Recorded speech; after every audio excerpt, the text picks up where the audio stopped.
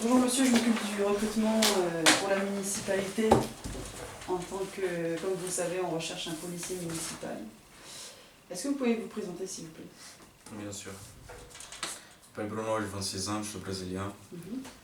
Je faisais 5 ans à la Légion. J'ai sorti de là-bas comme chef d'équipe, caporal. Et maintenant je suis là pour la place de policier. Okay. Parlez-moi un peu plus de vous. Selon vous, quels seraient vos principaux défauts? Principaux défauts, j'ai réfléchi trop à l'essence des choses. Quand je fais quelque chose, je cherche à découvrir, à savoir pourquoi je le fais. Et si je ne trouve pas, ça m'inquiète trop et je prends trop la tête avec des choses, à l'essence de la vie, des choses que je fais. D'accord. Si je fais pour rien, c'est même pas la peine. Vous réfléchissez beaucoup? Beaucoup. Ok. Ça ramasse la tête. Ok. Deuxième défaut? Le deuxième défaut, je parle trop de mes envies aux gens. Qu'est-ce que je pourrais changer, qu'est-ce que je voulais changer. Par exemple, je réfléchis trop au sens des choses et je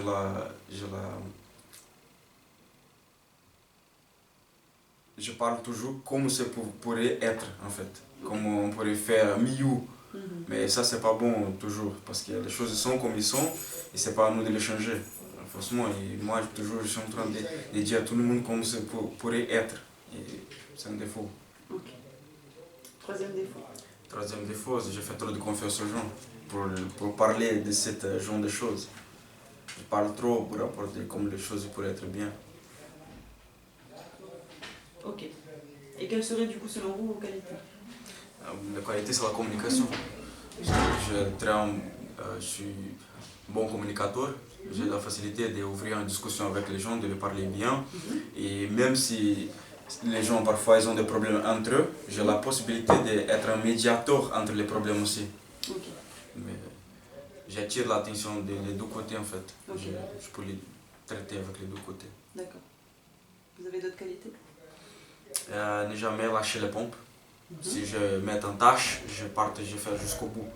Même si je dépasse les horaires limites, par exemple, je ne mets pas de limite pour moi-même. Je parte jusqu'au bout pour accomplir une tâche, c'est tout. Ok. Une dernière qualité pour moi? La facilité pour gérer le stress. Sur aucune situation de stress, je me laisse subir. Le stress pour moi, c'est pas un problème. Ok. Parfait. Où est-ce que vous voyez dans 10 ans? Dans 10 ans, je me vois pas forcément dans un métier spécifique, mais je me vois surtout dans un métier avec une carrière faite, parce que c'est ça mon but, de construire une carrière, et que cette carrière, je puisse concilier avec mon vie particulière. C'est très important pour moi, vie professionnelle et vie privée. Les deux doivent être ensemble, parce que si pour moi c'est différent, comme à l'armée par exemple, et ma vie personnelle, c'est très dur pour moi. Ok.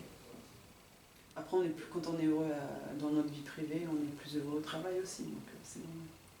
Voilà. Okay. Pourquoi est-ce que vous avez décidé de quitter la Légion étrangère? Pour quelqu'un comme vous qui veut faire une carrière? Le mot que j'ai utilisé, juste une seconde, c'est à cause de la divergence entre le travail et la vie privée. Dès qu'on est à l'armée, on n'a pas de temps pour la vie privée. Un petit peu, mais pas forcément. La vie à l'armée, c'est complètement à part de la vie personnelle. Et moi, je veux réunir les deux parce que depuis gosse, je pense que je pourrais faire une vie professionnelle et une vie particulière tout ensemble. C'est ça mon rêve en fait. Ok. Et à la Légion, vous ne pouviez pas avoir une vie privée? Impossible. Je vous dis que c'est impossible. Parce que le travail, il vient toujours en première. Même si vous êtes sous-officier ou officier. Ça ne change jamais.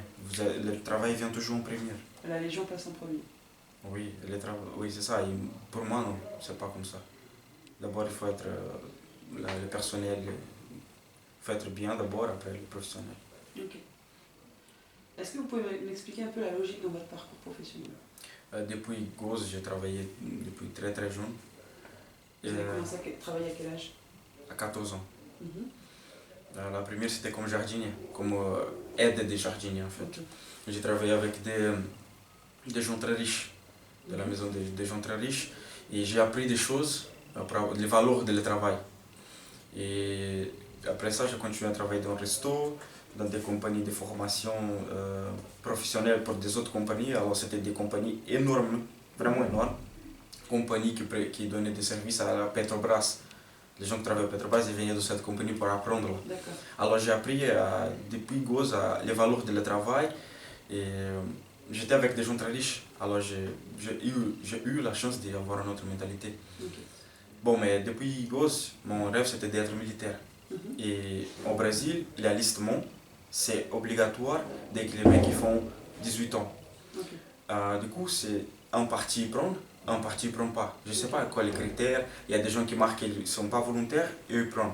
Des gens qui sont volontaires, comme moi j'étais volontaire et ils n'ont pas pris. D'accord. Mon collègue aussi, il n'était pas volontaire à cause qu'il a discuté avec un caporal dans la cour, il a pris. Et après, Ok. il a ramassé à cause de ça. Bon, j'ai appris aussi de différentes langues à Mhm. parler.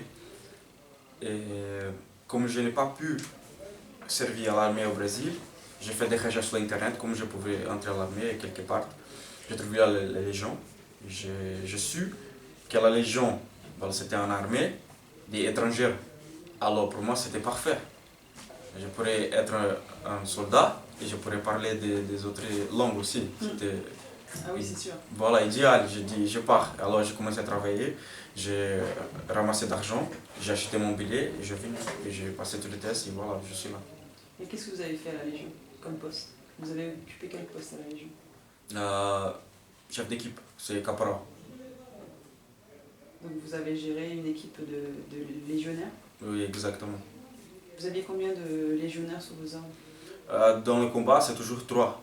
Mais dans la section de la vie quotidienne, c'est toujours une section de 30.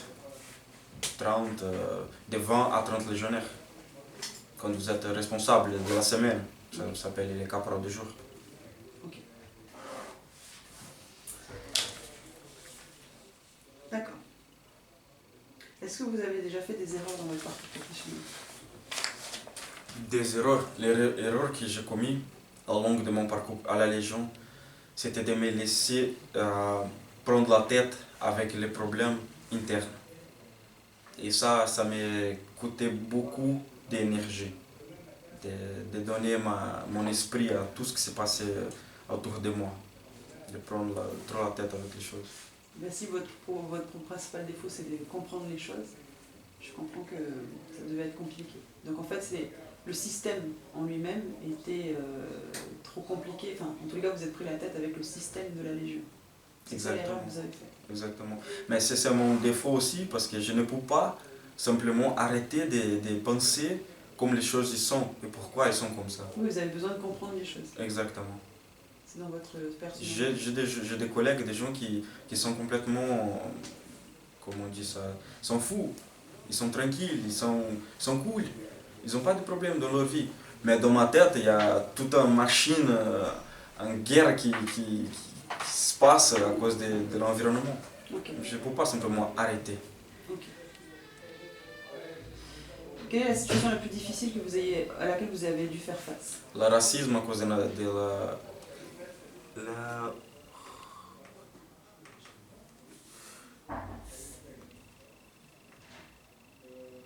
racisme à cause de mon nationalité. Parce que quand j'ai arrivé dans ma compagnie, les chefs étaient français et dans ma compagnie il y avait beaucoup de Brésiliens qui ont mis arrêt maladie. D'accord. Du coup, les Brésiliens ils avaient une femme très mauvaise. Les capitaines étaient au courant, les chefs de corps jusqu'à les capitaines, les chefs de section, tous les caporaux aussi ils étaient au courant, les Brésiliens ils étaient nous lâchés à cause d'arrêt maladie. Ils ont invité trop d'histoires. D'accord. Alors mon chef de section il m'a pris comme on dit ça, comme un brûleur, comme un mec qui ne voulait pas travailler, il était là-bas simplement pour ramasser d'argent. Et à cause de ça, j'ai ramassé ma race simplement parce que j'étais brésilien. Et aussi, un jour, j'ai dormi dans une autre compagnie.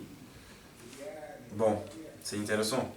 J'étais prévu de partir garde de dépôt quelque part, le lundi.